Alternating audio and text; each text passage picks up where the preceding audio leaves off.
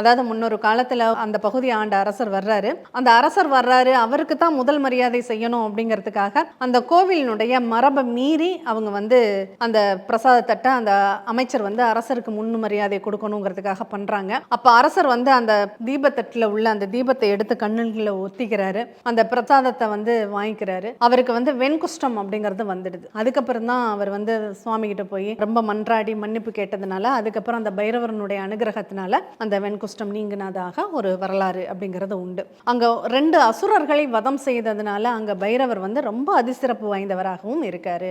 துர்வாச முனிவர் வழிபட்ட ஈசன் அப்படிங்கிறதுனால நம்ம ஜோதிட ரீதியாக உள்ள காரணங்கள் எதுக்கெல்லாம் யாரெல்லாம் இந்த ஆலயத்துக்கு போகலாம் அப்படிங்கிறத நம்ம பார்க்கலாம். பொதுவா துர்வாசர்னாவே நிறைய பேர் கேள்விப்பட்டிருப்பீங்க.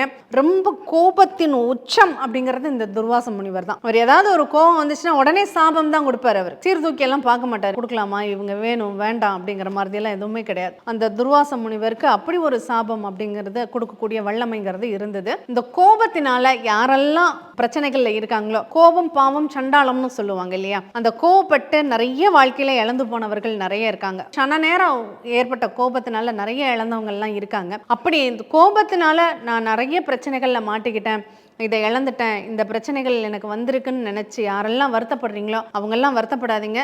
இந்த துர்வாசபுரம் போங்க.